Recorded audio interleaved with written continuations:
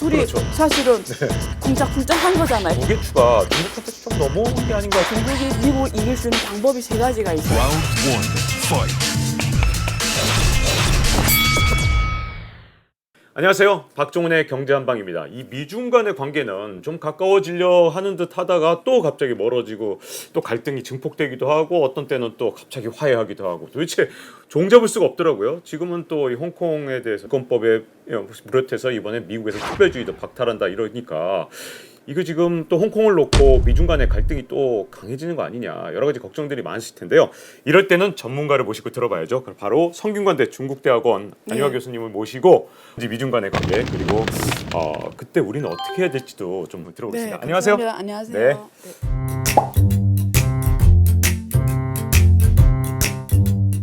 홍콩 관련해서 보안법 통과되고 그다음 특별주의도 박탈되고 도대체 지금 홍콩 어디로 가는지 지금 굉장히 걱정이 많거든요. 어떻게 네. 보십니까? 핵심 이슈가 뭐냐면 사법권 최종 그 판결권이 홍콩에 있냐 없냐거든요. 어떤 범죄인이 있을 네. 때 지금까지는 홍콩 사법기관에서 최종 판결권이 있는 거예요. 네. 근데 이게 홍콩 보안법이 통과됐기 때문에 이제는 그 범죄에 대한 최종 판결권이 국가 안전에 관련되는 이 범죄인은 홍콩에 없는 거예요. 이제 최종 판결. 그러니까 중국에 있는 거예요. 본토에.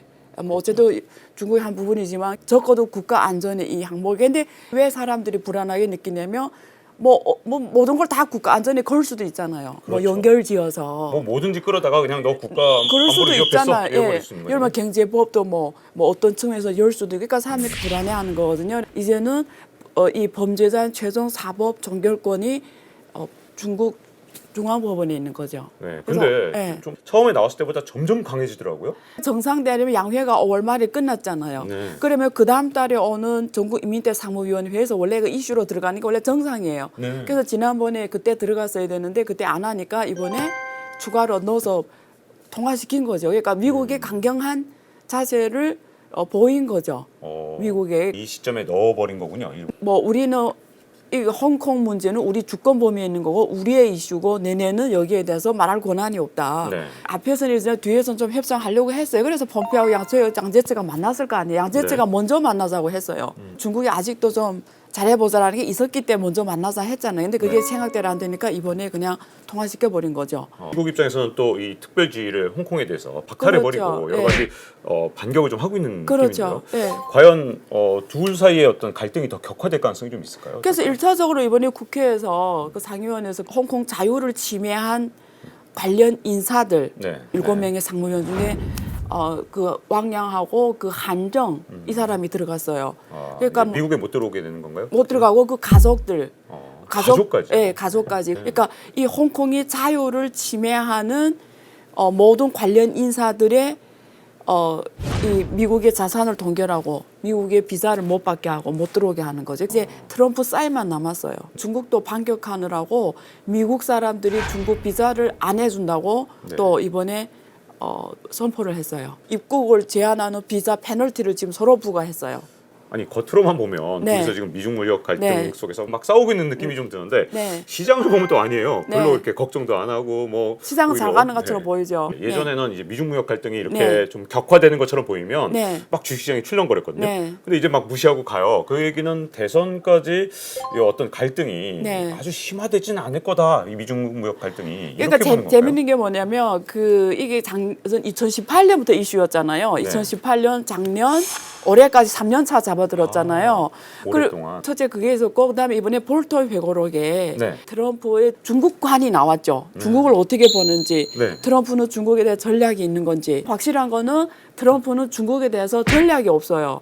전술이에요. 그 전술이 어디에 맞춰져 있냐면 자기 11월 재선에 맞춰진 거예요. 네. 그러니까 그 뭐 위구르 문제도 그랬다잖아. 위구르의 그 수용소를 만드니까 네. 걔네 문제를 왜 우리가 상관하냐. 그 작년에 홍콩 시위가 막 100만 명이 넘어갈 때도 관여를 안 했잖아요. 우리는 홍콩을 믿는다 이러면서 관여를 네. 안 했고 올해 코로나가 처음 터졌을 때 중국에서 처음 터질 때 시진핑 지도부는 잘하고 있다 했고 그리고 항상 이 시진핑은 나의 좋은 친구라 그러고 네. 재작년 12월에 아리 때 만났을 때 그렇고 작년 6월에 오사카 만났을 때 그렇고 나의 재선을 도와달라 그러고 네. 너는 중국 역사상 가장 위대한 지도자다 막 이렇게 재선을 도와달라. 그러니까 이 사람은 자기 재선에 맞춰지기 위해서 모든 게 그냥 수단으로 이용하는 거죠. 그게 뭐 어떤 가치냐 네. 이런 게 없는 거죠. 트럼프는 전술로 쓰다 보니까 때리기도 하고 네. 사탕을 당근도 주기도 하고 우리 보기에는 헷갈려 왔잖아요. 도대체 뭐냐. 저 뭔지 모르겠어요. 트럼프 속마음은. 중국하고 미국이 대권 싸움이고 다시는 돌아갈 수 없다 했는데 또 뭐 갑자기 좋아지는 것 같고 또 뭐 싸우는 것 같고 이게 다 트럼프와 그걸 읽은 시진핑의 이 두 사람의 수싸움. 조합에서 네, 나온 거죠. 수싸움에서. 일반 대중들은 볼턴 회고록 때문에 트럼프 대통령의 어떤 중국에 대한 속마음도 알고 시학이 또 왔죠. 카드도 네. 뭐 이거밖에 없네 하는 것도 다 알게 되고 그렇죠. 볼턴이 굉장히 어떻게 보면 미국의 국익에도 그렇게 좋지 않은 일을 난 한 셈이네요. 놀랐어요. 네. 어떻게 지금 대통령 임기 중에 있는데 네. 그런 책을 낼 수가 있냐고요. 다 들켰군요 그걸로. 미국 그 대통령 룸 안에서 벌어지는 누가 중국 편이고 누가 반대편이고 트럼프는 어떤 생각을 갖고 있고 네.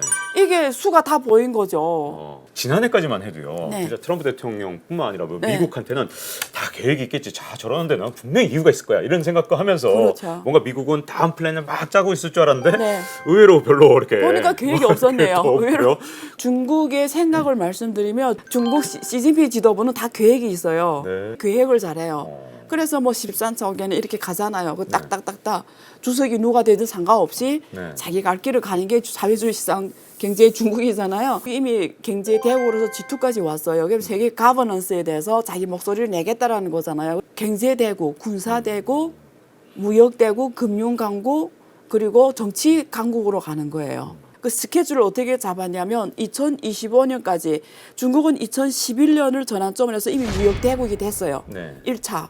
무역 대국이 되게 중요해요. 이거는 전 세계 가장 큰 시장이 중국이라는 거예요. 그다음에 2025년에는 제조 강국이었어요. 그래서 중국 제조 2025였고. 네. 그다음에 2035년까지는 중국이 판단하건대 미국하고는 1대1로 싸우면 안 된다라는 거예요. 네. 그러니까 뭐냐면 아직도 실력 차이가 크기 때문에 2035년까지는 중국식 표현이 뭐냐면 이걸 그 냉전이 아니라 량잔, 청량하다, 쿨 영어로 쿨워. 네.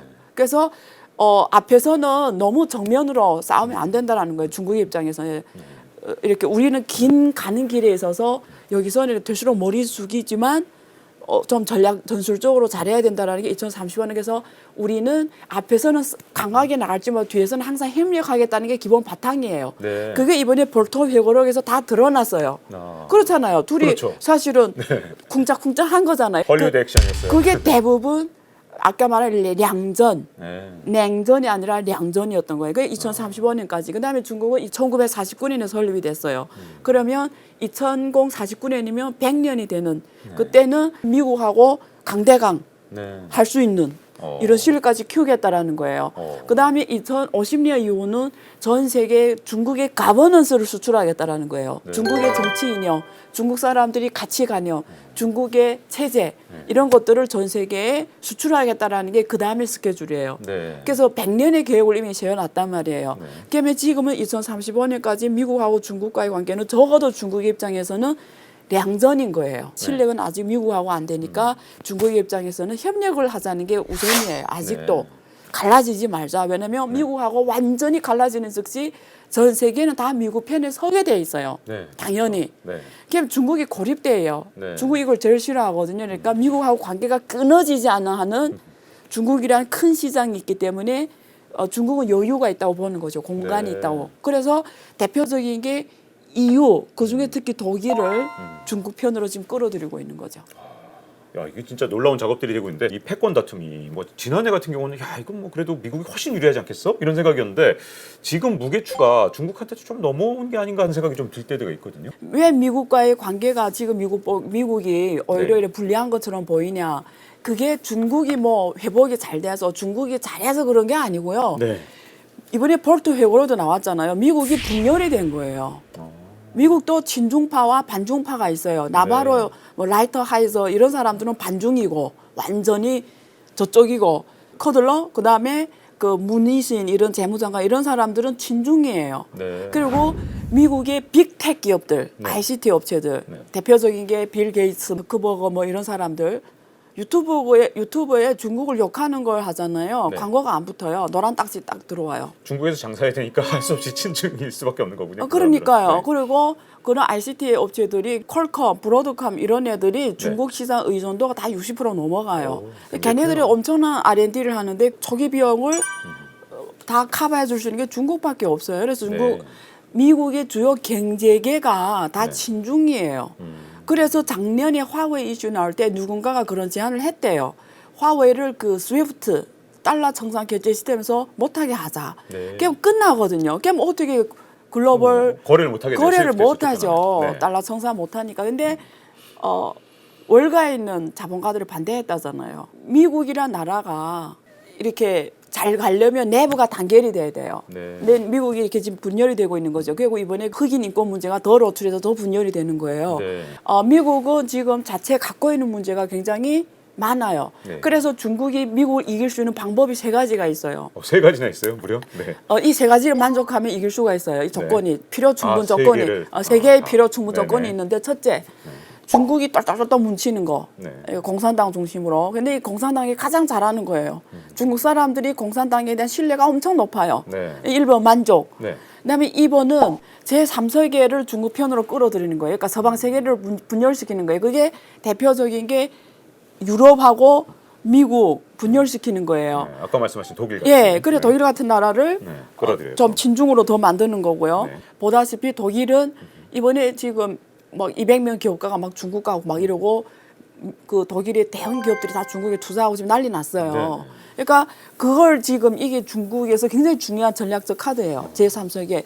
근데 트럼프는 미국 퍼스트주의를 외치니까 이 서방 세계를 분열시키는데 가장 적합한 인물이에요. 그래서 중국은 트럼프가 되는 걸 원해요. 네. 왜냐하면 이게 트럼프는 자기밖에 모르니까 네. 이 사람은 서방 세계 분열시키는 촉진제 역할을 하는 거예요. 그러니까 기회가 있다라는 거고요.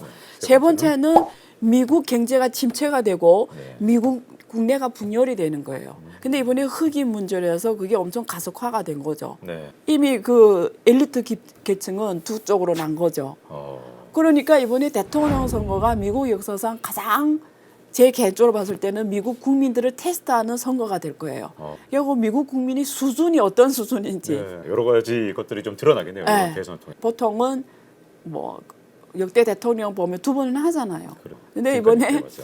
지금 엄청난 지금 불리한 위치고 지금도 지금 차이를 못 좁혀가잖아. 바이든하고 네. 14% 차이가 지금 나고 뭐 계속 엄청난 차이 나요. 예 불리해지고. 근데 몰라요. 게임은 끝까지 가봐야 알아요. 그렇죠. 뭐 그때도 힐러리하고 불리했거든요. 아무도 트럼프 된다 생각 안 했어요. 그때도 그랬어요. 그때는 그랬었죠. 그러니까 모르는 거예요. 코로나19 이후에 네. 중국 경제가 어려워질 거다 그랬는데 웬걸 코로나19라는 더 어려운 사태가 생겼는데 지금 겉으로 볼 때는 중국이 다른 나라보다 좀 더 멀쩡해 보이거든요. 미국이나 유럽에 비해서 경제 성장률 이 감소하는 정도를 보면 일단은 수치상으로는 괜찮아 보입니다. 폭풍우가 오기 전에 고요해요. 네.